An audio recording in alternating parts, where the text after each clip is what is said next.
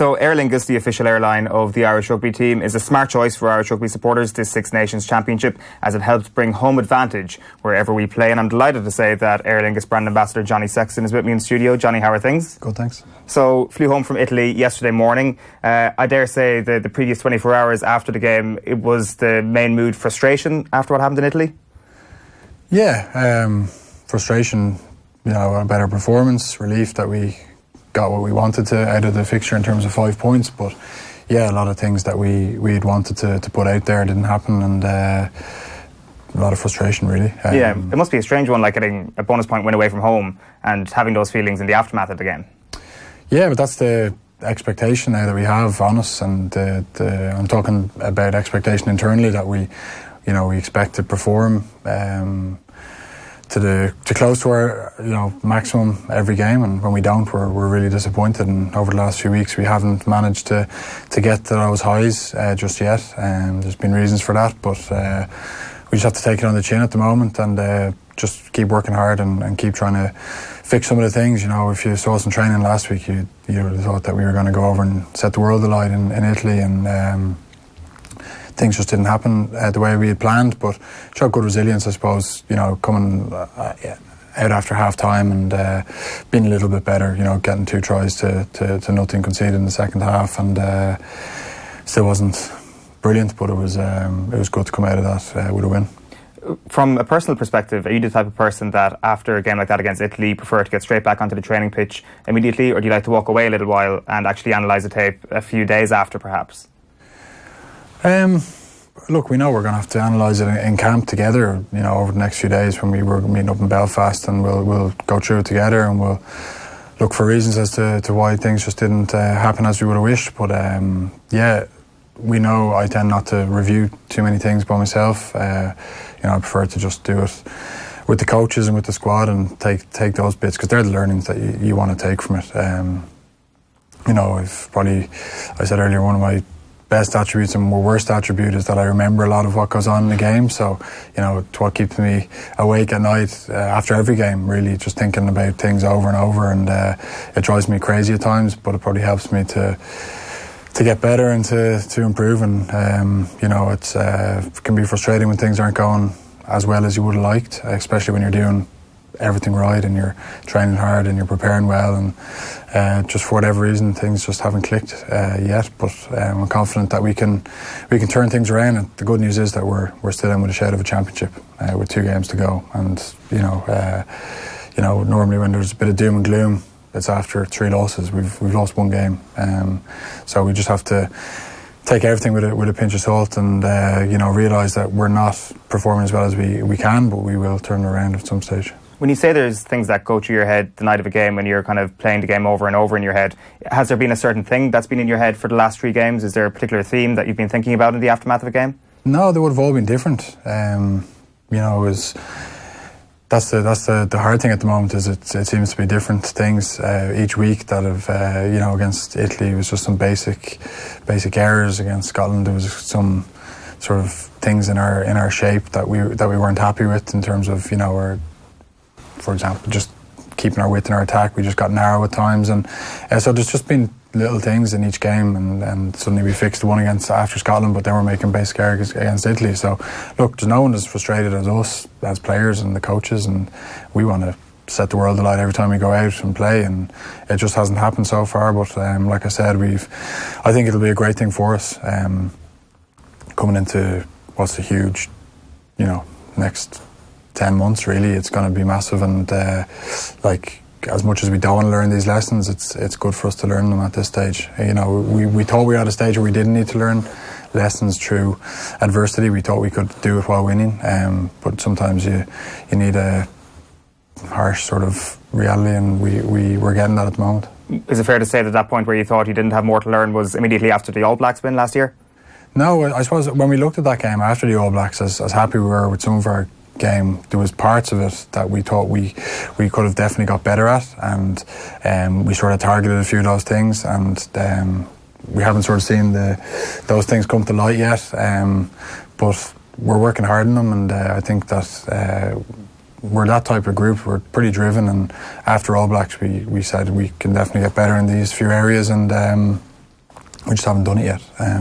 We've shown it in training at times, and then for whatever reason we haven't quite put it out there on a Saturday. But like I said, not that it's better to happen now. You want to impress every time you play for Ireland and play for your country, but I'm sure we can turn things around for the last 2 games and then into a big summer. I'm always interested in how a top-level sports person can actually turn things around in the middle of a game. So say if you understand that something around you isn't going to plan, for example, which might have been happening in the Italy game or maybe even the first 2 games, do you have any triggers or anything like that to try and put what's happened out of your mind before that, to try and actually get yourself into a more positive mindset? Yeah, it's something that is probably the hardest part about sport, isn't it? It's like if you look at the Italy game, you know, if one guy makes 1 or 2 errors and, you know, every guy makes 1 or 2 errors, suddenly you've racked up 30, you know, unforced errors, and, you know, things have gone terribly. So, you know, you can't put it down to one thing. It's just everyone's just got to look after themselves, their own jobs, and trust that things will turn around. And like I said, we couldn't work any harder. We couldn't, you know, we care so much about doing well, and maybe we probably could have tried a little bit hard, you know, and rather than just concentrating on the basics, we maybe tried to force things a little and made these simple errors that we don't normally make. And like I said, no one's as frustrated as us. Yeah, that's certainly been the theme over the last couple of days. Joe Schmidt saying that the trying a little bit too hard has certainly been a factor. And you said last week you were flying in training and all of that. Is one of the challenges now trying to channel that anger into correct places? Yeah, I think so. Yeah, it's just trying to, you know, realise that we've lost 1 game in, you know, since Australia in the summer, and there's been a lot of changes. There's lots of reasons why we haven't clicked, but I'm not going to come out and explain them all because they'll just look like excuses from us, and we need to be better. That's the bottom line. And you know, but we do realise there's reasons behind not, you know, firing on all cylinders, and we will put it right, hopefully sooner rather than later. Yeah, like at a time like this, there's so many different reasons thrown out as to why there might be a bit of an underperformance or why things aren't going fully Ireland's way at the moment. Is one of those reasons at all that Joe Schmidt is leaving at the end of the year? No, I got asked that earlier. I don't think so. You know, I think it was always going to be up in the air around November whether he was going to stay or go. I think some of the players had an inkling before the New Zealand game, for example, and we played pretty well that day. So no, it's like change is going to happen in sport, and I think we're all professional enough that I don't know how that could affect us. Like that's not a problem. I suppose that's your guys' job, is to look into all these different conspiracy theories as to why things aren't clicking, and look into every avenue.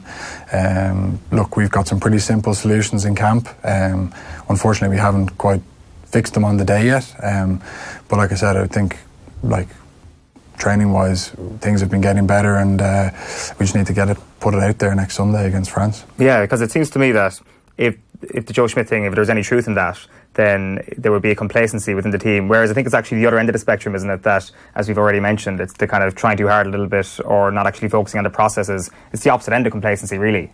Yeah, I don't like. You can never get complacent with the coaches that we have, because they always demand more. You know, even when we're winning, like I said, against New Zealand, that game, that first time we ever beat New Zealand at home, and we look at the review and they're demanding more from us, and they're picking holes in our performance, and that's what you want. And that's what's been like over the last 3 weeks when we haven't been going so well. But like, we've got 2 wins away from home. You know, the hard one, of course, is losing at home to England. And you know, you can look into all the conspiracy theories that you want, but we conceded some tries that day that we would never concede normally, and that just puts us in a position where, despite having played not as well as we would have liked, you know, we still were in a position to win the game with 20 minutes to go, and we conceded a try that we would never concede normally off first phase. And so the margins are so small. You know, last year we won a Grand Slam, and we were talking about the margins being so small, and I think some of the media were going, yeah, whatever, you're just throwing out the regurgitated that we get told to say, but it wasn't. It was literally, like, you go back to that France last few minutes of the game, some of the decisions we made, like, you know, that crossfield kick, Keith takes it, you do a crossfield kick against England, and there was no one there. You know, they're the margins that you live in. It's probably the same exact kick, probably, you know, executed just as well, but we're not on the same page at times, and that's the frustration from our point of view as well. You mentioned the England game there. Just a brief one on that. Is there still any remnants at all from that defeat because of, I guess, the manner in which it happened? Is there still a sort of psychological hit you've taken that we're still seeing the signs of? No, I think, look, there's been a lot of changes personnel-wise since the England game. Certainly from England to Italy, there's been a huge amount of changes. Whether that's affected us, I don't know.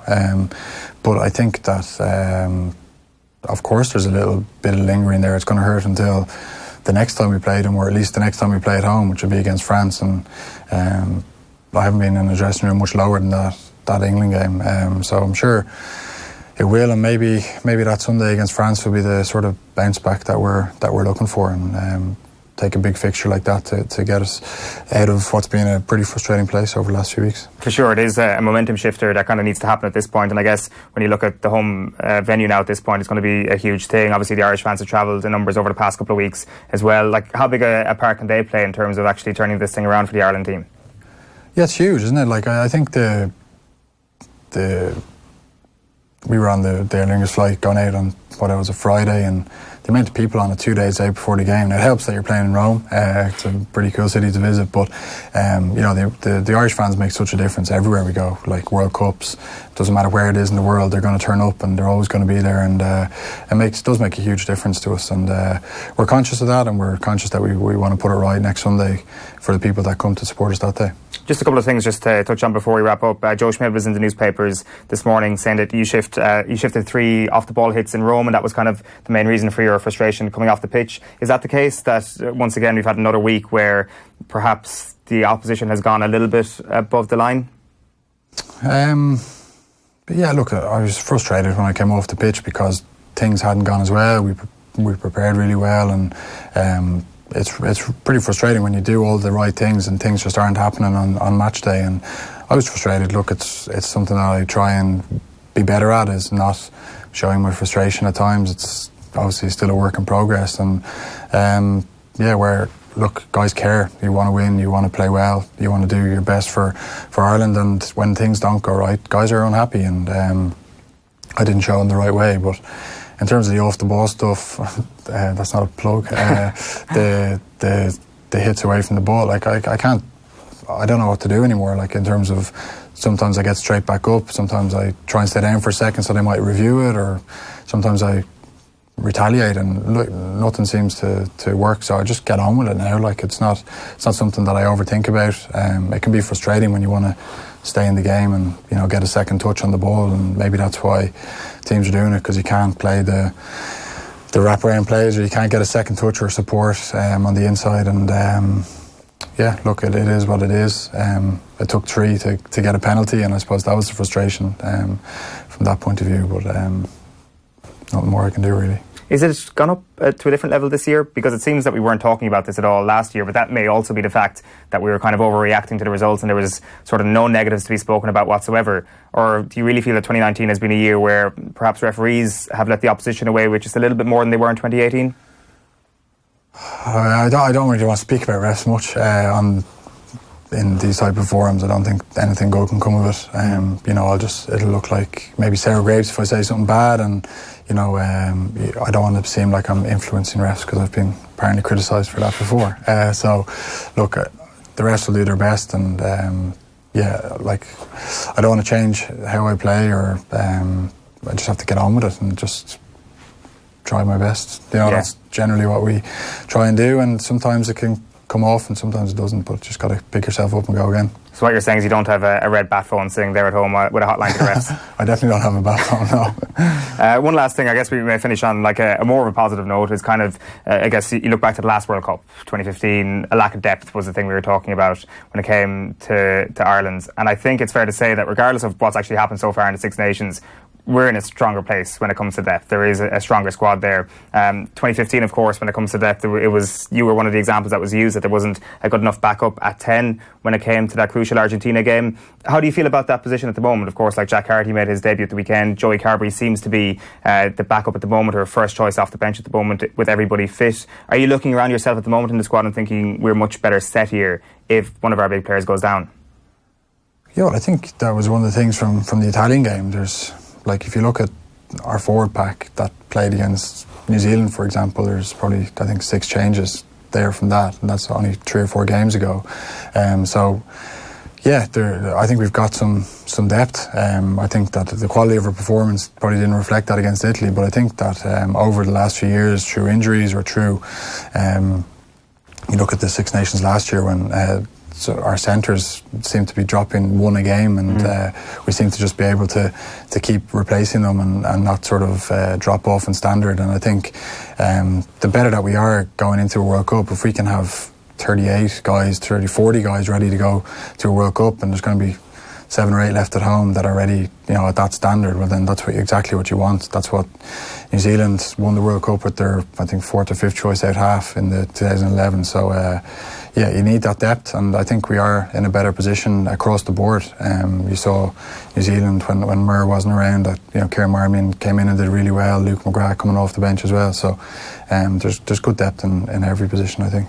And is there a big focus on, say, the number 1 choice in each position to look after their understudy, to kind of teach them a thing? Because there is a conflict between that school of thought and also the school of thought that you're a competitor and you need to be holding onto your jersey as much as you can.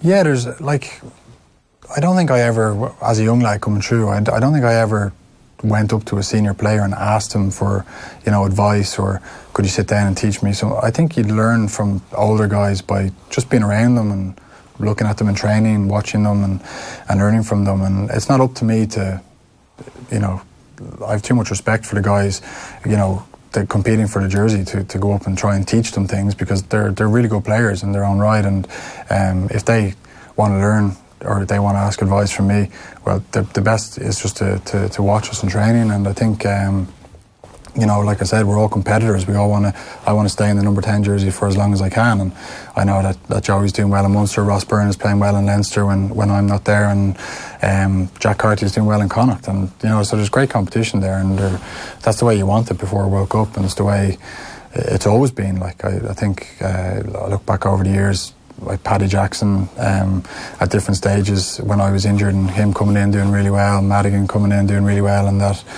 French game, for example, for Ireland. So there's always been competition there, and it's no different now, and there's some younger guys coming through, and it's my job to try and keep them at bay, and just got to get my own levels of performance back to where I know I can get them, and I want to improve from last year, not just keep them at the same. Yeah, and I guess when it comes to competition, in your position, it probably helps that, Joey's gone and he's starting games at 10 for Munster at this point. As we saw in Thomond Park around Christmas time, there's no lost love when you're wearing your provincial jerseys. Yeah, look, a lot was made about that. A lot of nothing, really. I spoke to Joey after the game, and I couldn't believe the reaction. I had to do a press conference after.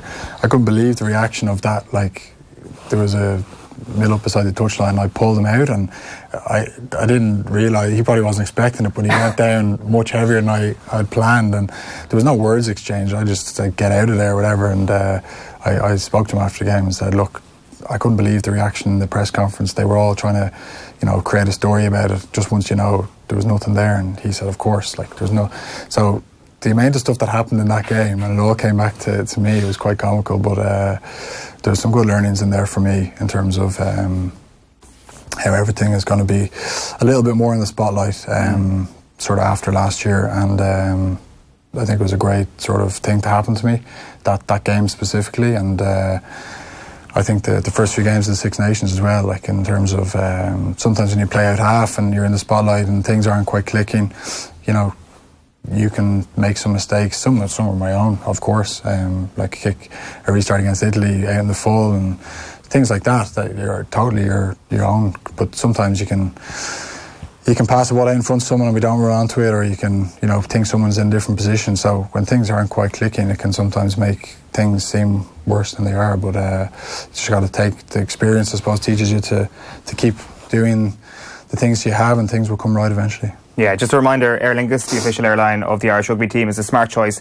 for Irish rugby supporters in the Six Nations Championship, as it helps bring home advantage wherever we play. Aer Lingus Ambassador Johnny Sexton, thanks a million. Thank you.